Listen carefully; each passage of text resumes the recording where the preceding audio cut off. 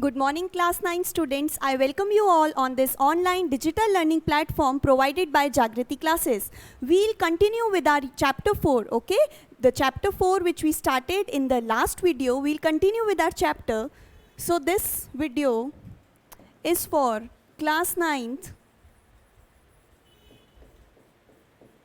and we are doing our chapter 4 and it is the second part of chapter 4. Now see, today in the previous video we discussed Thomson's model of an atom and we discussed different terms, that is protons and how the protons were discovered. Then we show how the electrons were discovered. Now we'll deal with the very important structure model given by Rutherford. So today's topic is Rutherford's model of atom. And this model, it's quite described in a lengthy way in your book. So what we'll do is, I'll divide this into 4 subheadings. And we'll study this topic under the 4 subheadings. The first heading would be the experiment that was carried out by Rutherford. Okay, so I am dividing this Rutherford's model into 4 subheadings and we'll see one by one under these subheadings the different points and the different explanations given by Rutherford. So first would be the experiment. What experiment Rutherford did to provide you with a structural model of atom. Next would be the observations which Rutherford observed. The third category would be the conclusion. That is, on the basis of these observations, what conclusion Rutherford made. And the last one would be the model, the actual model which was proposed by Rutherford. Okay, so this Rutherford's atomic model is being studied under 4 different subheadings. First one would be the experiment. Then would be the observation. What did Rutherford observe? What did he see when he performed the following experiment? Then would be the conclusion, what Rutherford concluded, and in the last, which type of model Rutherford proposed finally, what model or what postulates he gave to describe the structure of atom fully. So now moving on to our first, that is experiment. Okay, let me do it in the next slide. So we are starting our first subheading, that is experiment done by Rutherford. So this experiment, it is called, firstly I am writing the name of the experiment, that it is known as alpha particle scattering experiment. So this is the name of the experiment which Rutherford did to give you the structural model of atom. Alpha particle scattering experiment. So this experiment was done by Rutherford. In this experiment, what he did is, okay, first I'll tell you in brief what he did. He took a gold foil. Why he selected gold foil? You should know every logic behind the selection of every apparatus. So he selected gold foil because he wanted a very fine or a very thin sheet, and gold was the good element to give a very thin sheet. So the first point here is, he selected a gold foil. He selected a gold foil because he wanted a very fine sheet or a very thin sheet of metal which can be achieved by using this gold. So he selected a gold foil and the thickness of the sheet he used was 1000 atoms thick. So the thickness of gold foil was just 1000 atoms thick. This is not a thick sheet that I am writing 1000 atoms. It is very thin than the size of the paper which you see in your notebooks. It is thinner than that. So he selected a gold foil which was 1000 atoms thick. This means he selected a very thin layer of the gold foil. Then the next is what? He took alpha particles, and as such the experiment is named alpha particle scattering experiment. So he took alpha particles. What do you mean by alpha particles? Alpha particles are nothing, they are doubly charged helium ions. So alpha particles are doubly charged helium ions. And doubly charged, if you want to represent it, this line in a symbolic form, what do you write? The symbol, these are helium ions. So the symbol for alpha particle would be capital H and small e. This stands for helium. And then they are doubly charged. Doubly charged means the charge on this helium ion is +2. So these helium ions are +2. So He2 plus gives you alpha particles. And these alpha particles, they have a mass equals to 4 units. If I am saying the charge on alpha particle is +2 and the mass of alpha particle is a 4 unit mass. So he took these alpha particles, and what he did now in the experiment, he took gold foil. These circle represent the atoms of gold foil. Okay? So he firstly took a gold foil, which I already mentioned. This gold foil was 1000 atoms thick. Now he bombarded alpha particles on this gold foil. These alpha particles, they were fastly moving charged bodies. And when these alpha particles was bombarded or was struck on upon the gold foil, okay, let's see that these are the atoms of gold foil and these are your alpha particles, which are moving with the faster speed. And because these alpha particles have been struck upon with a fast or high speed, they carry large amount of energy with them. And what expectation he had certain expectation. He wanted that when these alpha particles will strike the gold atoms, then he thought the gold atoms would be filled by the, as proposed by Thomson, they would be filled up, these atoms will contain many subatomic particles. So he thought when alpha particles will collide with the subatomic particles, alpha particles would be deflected. So this was a very general expectation with Rutherford had with him, that when he'll take alpha particles and when he'll strike these alpha particles which are very fastly moving or which are having a high speed, and when these alpha particles will be struck upon the gold foil or the gold sheet, then this alpha particles, but obvious when an alpha particle collides with the subatomic particle present in the atoms of gold, it would collide with the particle and it would be deflected. Okay? So he expected to see deflection of particles. Deflection of particles means he expected the alpha particle to get deflected after colliding with the subatomic particles present in gold. So this was our first heading, that is experiment, the experimental procedure done by Rutherford. So Rutherford selected a gold foil or a metallic sheet made up of gold. Why he chose only gold? Because gold can be made into a very fine sheet which is approximately 1000 atoms thick. You can imagine that, you know, we cannot see any atom with our eyes. Okay, we need very advanced techniques or microscope to see them. So this atom, which is so small, if I group 1000 atoms also, the size would not be very appreciable or the thickness would not be appreciable. So this 1000 atoms thick is actually a very thin sized or a very fine gold foil layer. Then he took alpha particles. What are alpha particles? This short question can be asked in your exam. What do you mean by alpha particles? So alpha particles are doubly charged helium ions.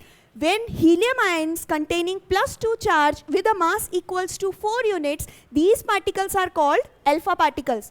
And what he did, okay, these were the requirements. He took these two things. What he did, as the experimental setup you can see, he took fast moving alpha particles and he passed on or strike them on the sheet of gold foil. These are your gold atoms or the gold sheet which he used. And what did he expected? He expected that when alpha particles will collide with the subatomic particles, as proposed by Thomson, that subatomic particles will be present inside the atom. So he concluded, or he expected, not concluded, sorry, he expected that when these alpha particles will collide with the subatomic particles, alpha particles would be deflected. Now we'll do our second subheading, that is, apart from the expectation, what actually Rutherford observed after performing this experiment. Ernest Rutherford, when performed the alpha particle scattering experiment, he observed something. Then what did he observe? Firstly, he observed, let me write observations. and the conclusions what he drew simultaneously. Okay, I'll write the observations. Observations are the things or the phenomenon which he observed, and conclusion, on the basis of these observations, what did he concluded, what did he understood.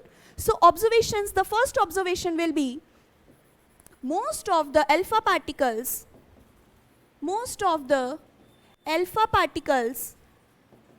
passed straight through. Okay, without any deflection, they passed straight through the gold foil. So this was pretty reverse or reciprocation of its expectation, that the particles pass straight through without any deflection. You can write straight means without any deflection. Without any deflection here signifies that alpha particles moving in their path didn't get affected by the presence of gold atom, and they continued to move in the same direction, or they followed the same path which they were initially following. So this was the first observation, that alpha particles, most of the alpha particles, about 85 to 90% of the particles, pass straight through the gold foil without any change in their path, or we can write without any deflections. Then the conclusion which he made by observing this observation, he concluded that most of the space, because these alpha particles, you can also conclude the same thing, because these alpha particles are not changing their path, they are not getting deflected, they are following the same path. Suppose I have an alpha particle and it is moving in this path, then after collision also it will move in the straight path. When this situation is possible, this is only possible if the gold atom has some empty space through which the alpha particles can pass. This situation will not change the path. If the gold atom contained certain subatomic particles, then alpha particles would have collided with the particles and then they would have get deflected. They would have not followed the same path. But alpha particles followed the same path. This signifies that the alpha particles pass through the empty spaces within the subatomic particles, and so they easily followed the same path. So with this observation, he concluded most of the space inside the atom is empty. Okay, it is vacant, or most of the atomic space is empty, there is nothing present. Then the next point which he did was, he saw some alpha particles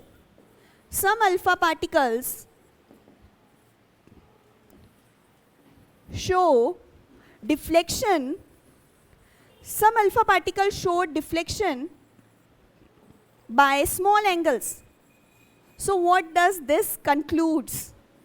That some alpha particles were deflected. They were not following their original path. They got deflected. But the angle of deflection or the angle of deviation shown by these particles were small. What does this mean? Let's try to explain it with the diagrammatic representation. Let's suppose you have a gold foil, the atoms of the foil, and when you bombard or strike alpha particles, what he observed, what Rutherford observed, that they show small deflection. Small means the angle of deflection, that is alpha particles should move in the straight original path, but because of some phenomenon occurring, alpha particles, instead of moving or following this path, they got deflected from their path. But the angle of deviation, this angle, the angle of deviation between the original path and between the actual deflected part, it was very small. Okay, this angle, let's suppose I am taking an angle theta here. So this theta is a small angle. So this was observed when some alpha particles showed deflection by small angles. And what was the conclusion here? What did Rutherford conclude when he saw this observation? So for this, Ernest Rutherford concluded that, the conclusion here I am writing for this B observation. Okay? So Ernest Rutherford concluded that positive charge is present only at small concentration or only at small regions. Why alpha particles? Can you tell me why these alpha particles will get deflect? I told you the previous explanation for the previous observation why alpha particles can pass on their original path, because if there are empty spaces present between the subatomic particles, then the alpha particle will pass on their previous path or on their original path. But why these alpha particles get deflected by only small angles? The reason for this would be why alpha particles would get deflected actually, because consider these gold atoms. When these gold atoms would have certain positive charge, that is positively charged nucleus, then alpha particles coming in contact with this positive charged nucleus, alpha particles are also positively charged and the positive charge is also concentrated in the gold atoms. So alpha particles on coming and indirect contact with the nucleus would get deflected due to repulsion between the positive charges. Due to repulsion between the positive charge of alpha particles with the positive charge of gold atom. So when alpha particles will be struck, due to repulsion between the similar charges, between the same positive charges, these alpha particles will get deflected. Okay, so this deflection is observed due to repulsion between positive charge of the alpha particle and the positive charge of the gold atom or the gold nucleus. Now we are doing the third, that is observation C. Now one more observation which is quite important. He saw that one alpha particle out of every 12,000 particles rebounded. Okay, 1 out of every 12,000 particles showed rebounding.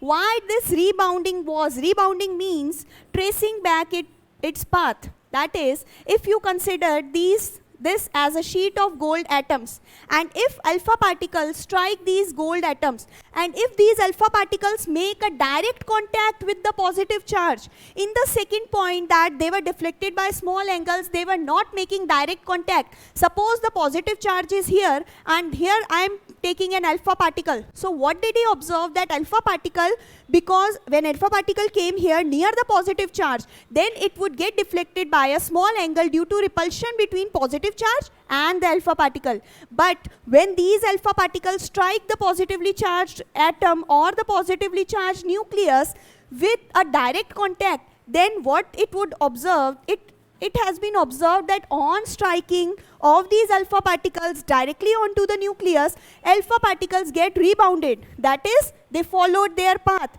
The path or the angle between their striking position and the reflected would be 180 degree. So this is what you mean by rebounding of alpha particles. But these rebounding was observed very rarely. That is, only one particle out of every 12,000 alpha particles observed showed rebounding, that is, tracing its path back with an angle of 180 degrees. So from this observation, what did Rutherford conclude? From this observation, the C conclusion can come, that is, the positive center occupies a very less space in the atom. Okay, that is, it is concentrated. You may write the positively charged center is concentrated to the middle of the atom. It occupies a very less space, or you can say it has a less concentration within the atom. And one more conclusion which he draw, that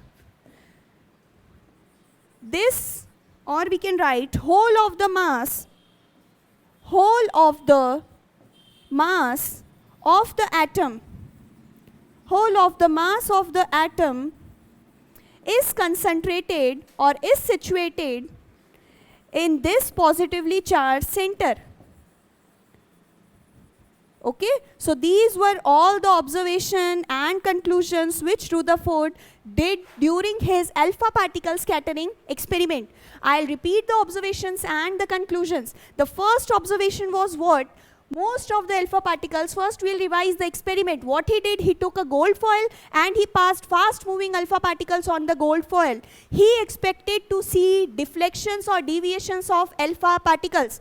But what he actually observed, this is our second heading after experiment. He observed most of the alpha particles pass straight.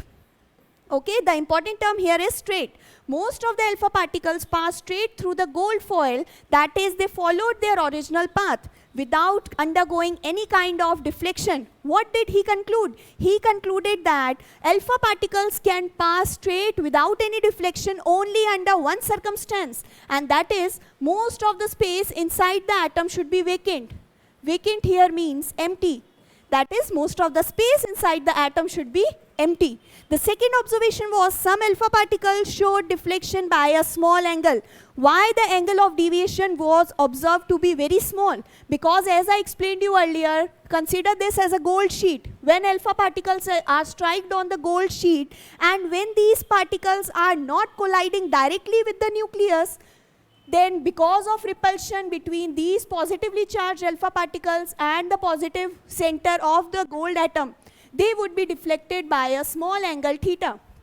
So what he concluded, that positive charge is present only at small certain regions and not the positive charge sorry, and the positive charge is not dispersed uniformly as told by Thomson. So this drawback of Thomson was overcome by Rutherford, and this was the drawback that Thomson told whole of the positive charge is dispersed uniformly, but this was a limitation of Thomson. Because of that, Thomson's model is rejected, and now we have our Rutherford model of atom, which many times completely understands the structure of atom.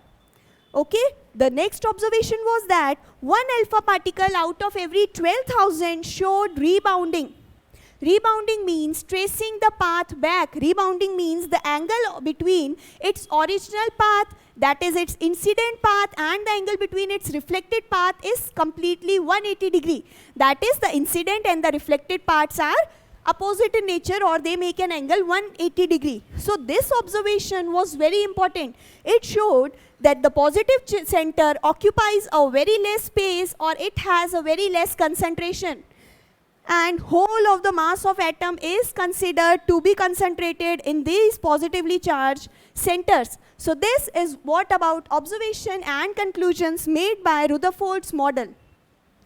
Now we'll start the actual model on the basis of the experimentation, observation and conclusion. Rutherford gave a model, and this model is called nuclear model of an atom.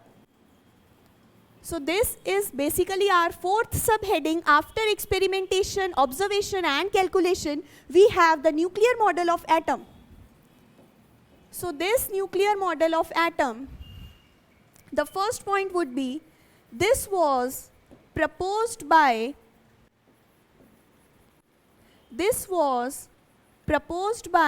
Ernest Rutherford. Okay, this model was given by Rutherford. Then the next point would be, this is an experimentally proved model. This model is an experimentally proposed model or structure. Experimentally proposed. While this is experimentally proposed, the model which Thomson gave, it was not undergoing any research or any sort of experimentation. Then the important postulates from where the model actually starts, that is, all atoms contain a positively charged center. All atoms contain a positively charged center, which Rutherford named as nucleus. Okay? Rutherford called this positively charged center as the nucleus present in the atoms. The next point was, all the mass of atom whole of the mass of atom is concentrated in the nucleus. So all the mass of the atom is only concentrated in the nucleus. Then in this nucleus, two subatomic particles are present.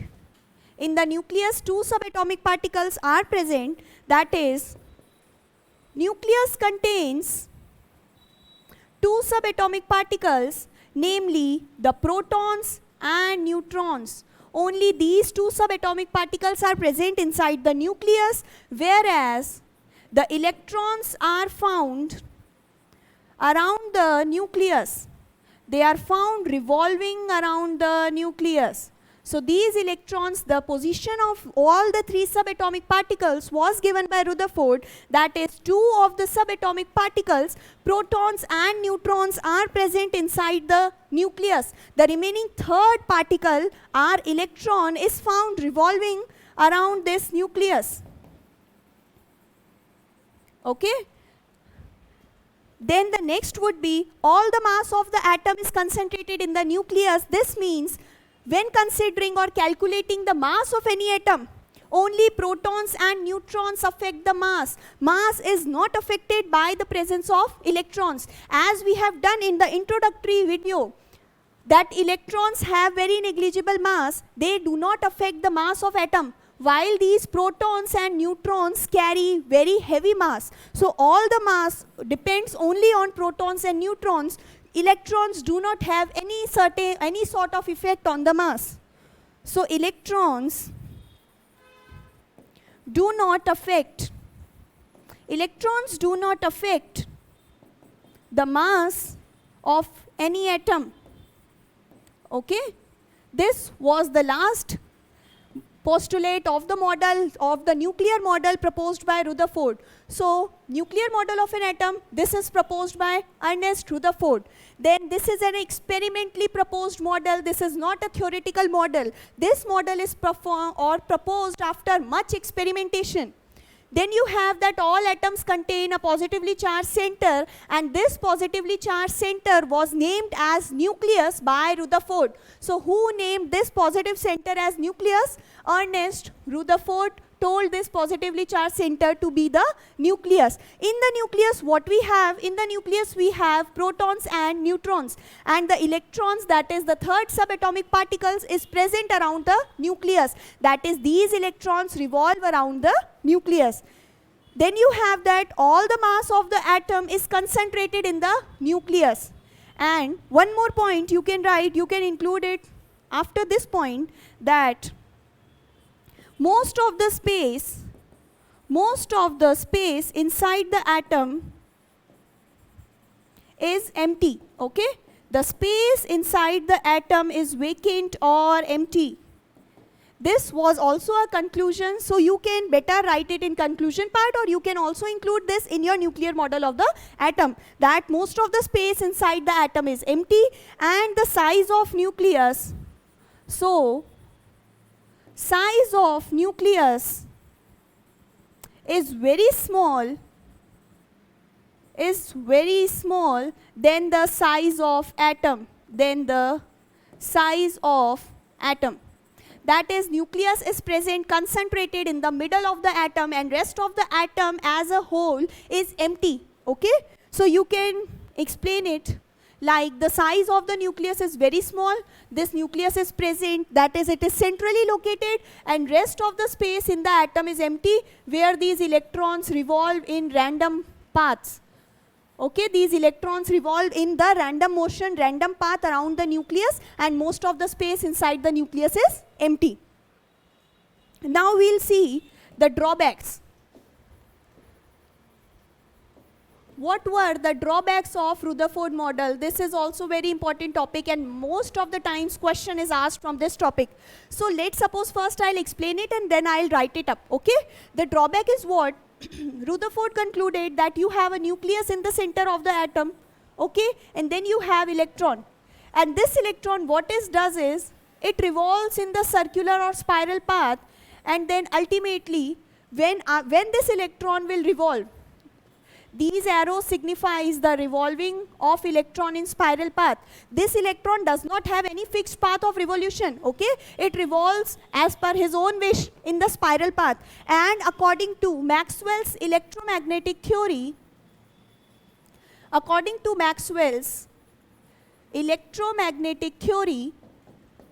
what we have is, we have that when any charged particle revolves in uniform circular motion or in a circular path, then it radiates or loses energy. Radiates means it loses energy, loss of energy in form of radiations. Loss of energy in the form of radiations. So this is what Maxwell's electromagnetic theory says. According to Maxwell, when any charged particle, that is electron is a negatively charged particle, it contains charge. So when any charged particles revolves or it undergo revolution, then you know when anything rotates, when any charged particle rotates in a circular motion, you know at every point of the circle the direction is changing, okay? This you might have learned or you will learn in your higher classes in physics. That is, let's suppose here the direction is what? This. Here the direction has changed, here much changing. At every point, at every single point, the direction changes in a uniform or in a circular motion. When it is observing revolution or it is going in a circular path. So at every point, the direction changes. And change in direction changes the velocity, or we can say the particles get accelerated. So during revolution, at every point, the direction of the electron, direction of the motion would change, okay?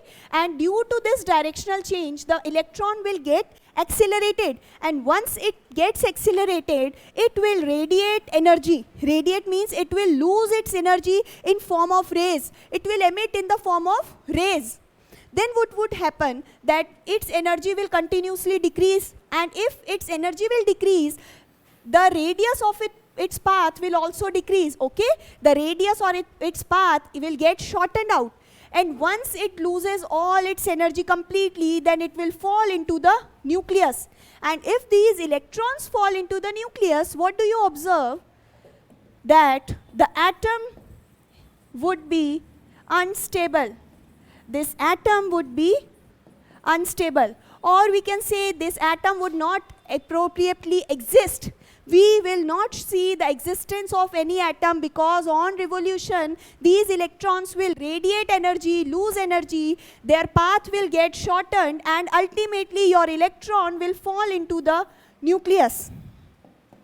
After revolving and losing energy, this electron will ultimately fall into the nucleus. So the atom would be unstable. This was the drawback of Rutherford model, and this was overcome by Bohr.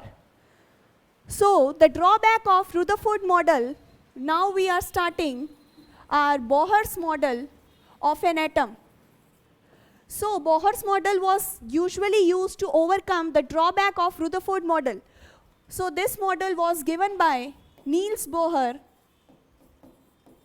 and he proposed certain postulates. The postulates were, the first postulate according to Bohr was, electrons revolve in certain discrete fixed paths, okay? Discrete means fixed or the particular path. So electrons revolve in certain discrete paths, and these discrete paths are called orbits. So these discrete paths are known as orbits. This was the limitation which was overcome by Bohr. As Rutherford told that electrons revolve in a spiral path and they ultimately will fall into the nucleus. But this drawback that electron revolve in discrete particular path. Then the next was, these discrete paths or these discrete orbits have a fixed energy. They show a fixed energy. Each orbit has a fixed energy. So these orbits are therefore known as energy levels. Because the energy of each orbit is fixed or they have a particular value of energy, so these discrete orbits having a particular energy are termed as energy levels. Okay? And while rotating, the third important postulate given by Bohr was, while rotating or revolving in these orbits, in these energy levels, electrons do not radiate any kind of energy. That is, their energy remains fixed. So while rotating in these energy levels, the electrons do not radiate any sort of energy. So this was a very important postulate or a very important discovery to overcome the limitations proposed by nuclear model of atom given by Rutherford. So while rotating in these energy levels, the electrons do not show any loss of energy in the form of radiations. And the Bohr model can be explained diagrammatically that Bohr proposed we have a centrally located positive sphere which is known as the nucleus, and around this nucleus we have different energy levels which can also be regarded as shells. So these are the different energy levels or shells as proposed by Bohr.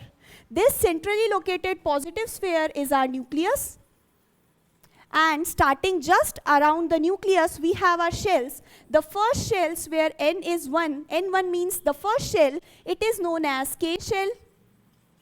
Then the next we have the second shell is called L shell.